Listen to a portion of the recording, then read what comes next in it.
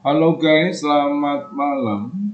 Kita masih melanjutkan pembahasan tentang bagaimana menentukan secara praktis nilai limit dari fungsi aljabar bentuk rasional untuk X mendekati tak hingga atau infinity.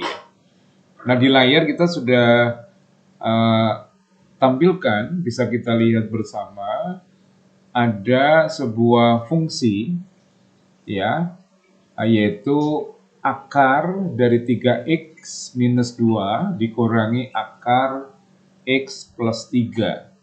Nah, kita diminta untuk menentukan nilai limitnya untuk x mendekati infinity. Kalau kita substitusikan sebagai prosedur awal yang memang harus kita lakukan lebih dulu, ya, nilai infinity kita substitusikan ke dalam x, maka hasilnya akan menjadi infinity dikurangi infinity, akan menjadi infinity dikurangi infinity, ya.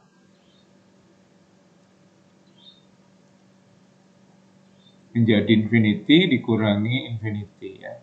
Karena kalau x-nya diganti dengan infinity, x ini juga diganti dengan infinity, maka hasilnya menjadi akar infinity dikurangi akar infinity. Nah, akar infinity itu infinity, ya. Nah, infinity dikurangi infinity itu merupakan bentuk tak tentu. Merupakan bentuk tak tentu sehingga membutuhkan treatment. Begitu ya. Oke, nah, eh, bentuknya fungsi itu kan seolah-olah bukan fungsi rasional karena tidak ada perperannya ya, kalau orang kita sering bilang dengan bahasa prokem begitu ya. Jadi tidak ada pembilang, tidak ada penyebut, seolah-olah seperti itu ya. Padahal itu rasional dong ya. Karena itu bisa menjadi dibagi dengan satu misalnya, itu sudah menjadi bentuk rasional ya. Jadi itu bentuk rasional. Nah, eh, tetapi untuk menyelesaikannya memang kita perlu mengalihkan ya dengan sekawan per sekawan supaya kemudian bentuk fungsinya berubah menjadi fungsi bentuk rasional ya. Jadi ini sebuah trik matematik maksudnya ya. Nah, caranya bagaimana? Nanti kita kalikan dengan sekawan. Jadi seperti ini ya, limit untuk x mendekati infinity dari akar 3x minus 2 dikurangi akar x plus 3 ya.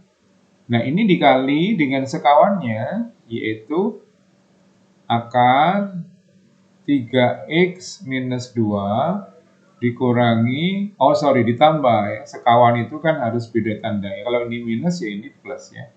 Ditambah akar x plus 3 dibagi dengan sekawan yang sama ini ya. Dibagi akar 3x minus 2 ditambah akar x plus 3 ya. Mengapa harus dikali sekawan per sekawan? Mengapa tidak sekawan saja? Mengapa harus sekawan per sekawan?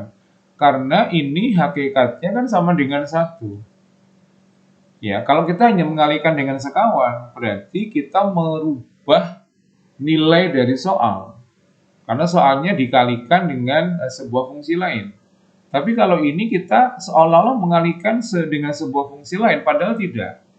Hanya bentuknya saja. Karena ini sekawan per sekawan itu sama dengan 1. Dan semua bilangan apapun dikalikan 1 tentu hasilnya adalah bilangan apapun itu sendiri. Ya, jadi tidak merubah nilai dari soal dalam hal ini, hanya merubah bentuk saja. Nah, maka kemudian kita menghitung ya perkalian dengan sekawan itu, menyederhanakan bentuknya menjadi x mendekati infinity. Nah, kita kalikan ya yang atas ya, kita kalikan dengan pembilangnya, penyebutnya kan kita tulis saja menjadi akar 3x minus 2 ditambah akar x plus 3. Nah, yang pembilangnya akar 3x minus 2 dikali akar 3x minus 2 menjadi 3x minus 2. Akarnya hilang kan ya. Nah ini min dikali plus menjadi min. Oke, nah kita buka kurung dulu. Akar x plus 3 dikali akar x plus 3 menjadi x plus 3. Akarnya hilang ya. Nah, mengapa kita beri kurung? Karena di depannya tanda minus, hati-hati. Kalau di depannya plus, langsung buka kurungnya tidak apa-apa. Ya. Nah, lalu kita buka kurungnya ya, itu. Oke, kalau sudah terampil, langsung dibuka nggak apa-apa, tetapi tanda di dalam kurung akan berubah nanti. Harus hati-hati di dalam penulisan tandanya. Ini 3x minus 2 dikurangi x dikurangi 3, begitu ya. Kemudian ini ditulis lagi akar 3x minus 2 ditambah akar x plus 3. Nah, 3x dikurangi x hasilnya adalah 2x. Ya, ini 2x. Oke. Lalu min 2 dikurangi 3 hasilnya minus 5. Ya, jadi ini menjadi ya 2x minus 5. Dibagi ini kan. Nah sekarang bentuknya sudah terlihat jelas itu bentuk rasional. Ada pembilang, ada penyebut. Nah kita bandingkan sekarang derajat pembilang dengan penyebutnya. Ya, derajatnya yang pembilang kan derajatnya 1 ini. Ini x pangkat 1. Sedangkan yang di posisi penyebut ini akar x. Berarti x-nya pangkat setengah. Ini juga akar x kan. Ya, pembilangnya berderajat 1, penyebutnya berderajat setengah. Tinggi mana? Tinggi pembilang. Karena tinggi pembilang, maka hasilnya menjadi infinity. Selesai. Begitu. Ya, oke. Semoga bisa dipahami ya.